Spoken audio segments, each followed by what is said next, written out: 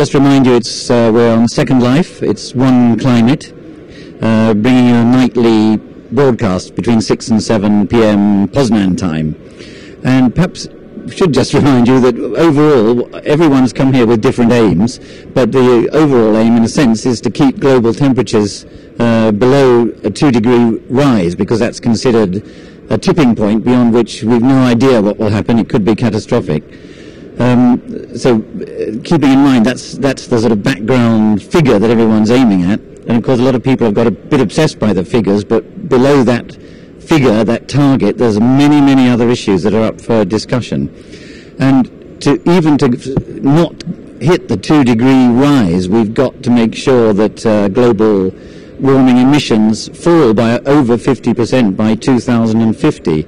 And that's a tough enough target. On current trends, they're going to rise by 50% by 2030. We are on a downward path here. So this conference is important. If we don't stop what's going on, we could be heading for pretty serious disaster.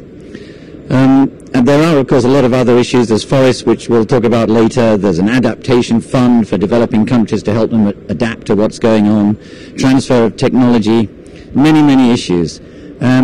And the other thing, perhaps worth just reiterating at the beginning, now that we're into this hard week of bargaining here in Poznan, is that, in a sense, I don't know whether our guests will agree with this, but I have this very strong feeling that instead of talking about cooperating to find a solution, to find a way forward, you do get a sense that it's a hard bargain, that governments are here. This is essentially a government negotiating session, and their stand is, we'll give you this if you give us this in return. It's very much a hard-nosed bargaining counter session, rather than let's all work together and try and do something good. That doesn't mean good won't come out of it, but it does make it pretty nerve-wracking for people watching and hoping that something will come out.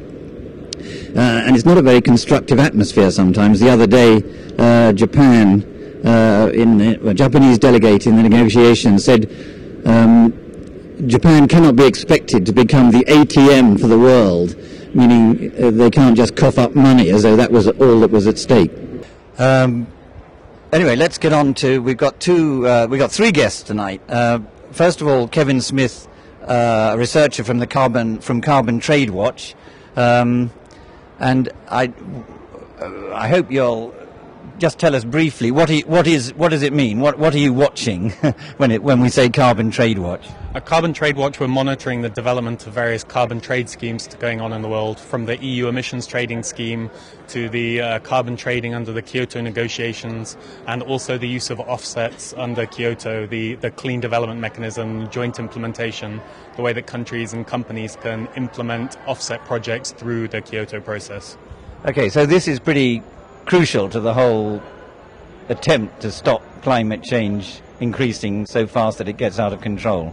It's one of the central policy planks within Kyoto, these flexible mechanisms. And what we're seeing is with every year, the climate talks become less and less about implementing real solutions to climate change and becoming more and more like a trade show for the carbon market. People are coming here. I would disagree with you saying everyone's coming here to try and hit the 2-degree target.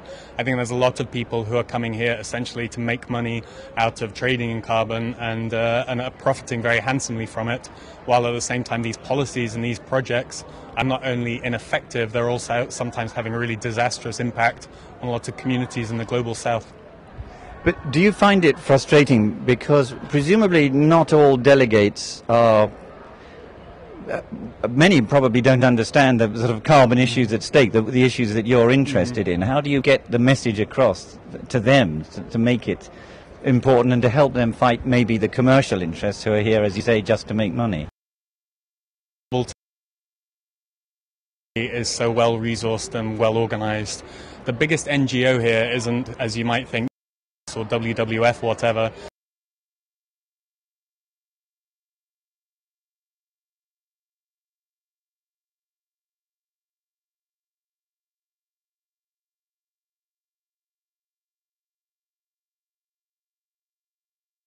Heavy industrial polluters agenda. people. That's not an exaggeration. That's not an exaggeration. Last year in Bali, they had 7-point-something% of the NGO representation, and the next biggest NGOs were the likes of Greenpeace and WWF, had like 1% each.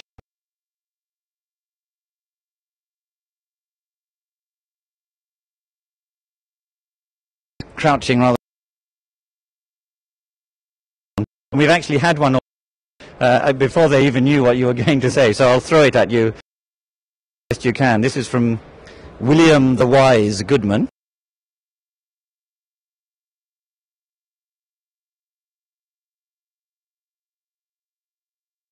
It's very basic,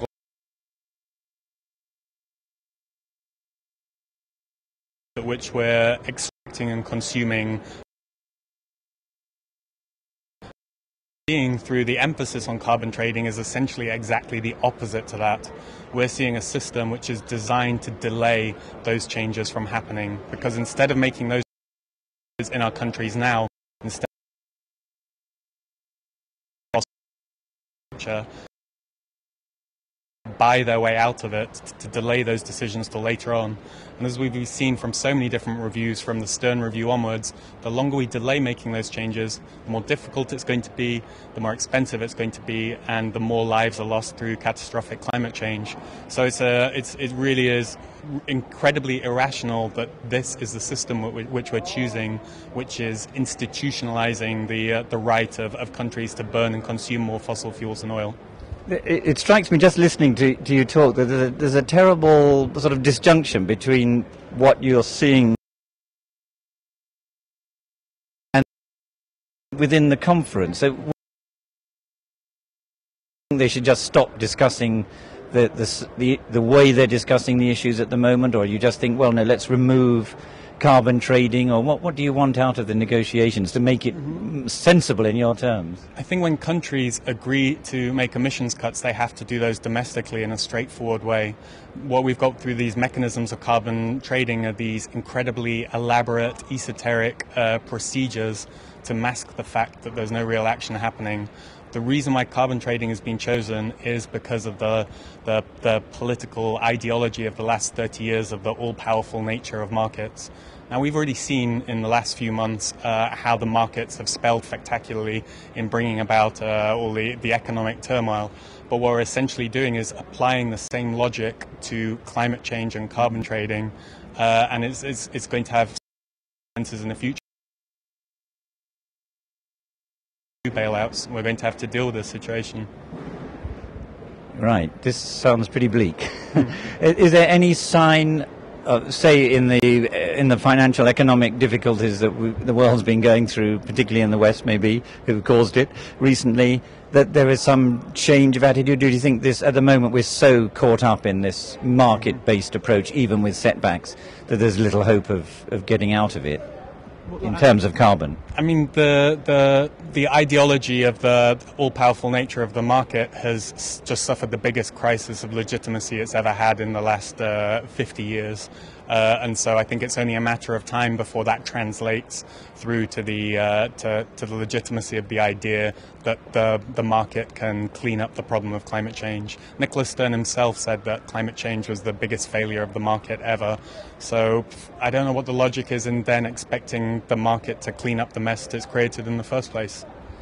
But are you here to educate or to lobby? Have you got sort of aims that you think could be realized? Is it too late to change this whole trajectory of the conference?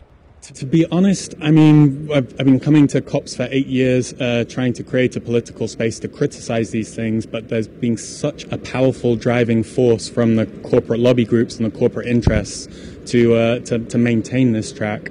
There's such vested interest because these companies, especially the more fossil fuel intensive companies, are buying their way into a business as usual scenario.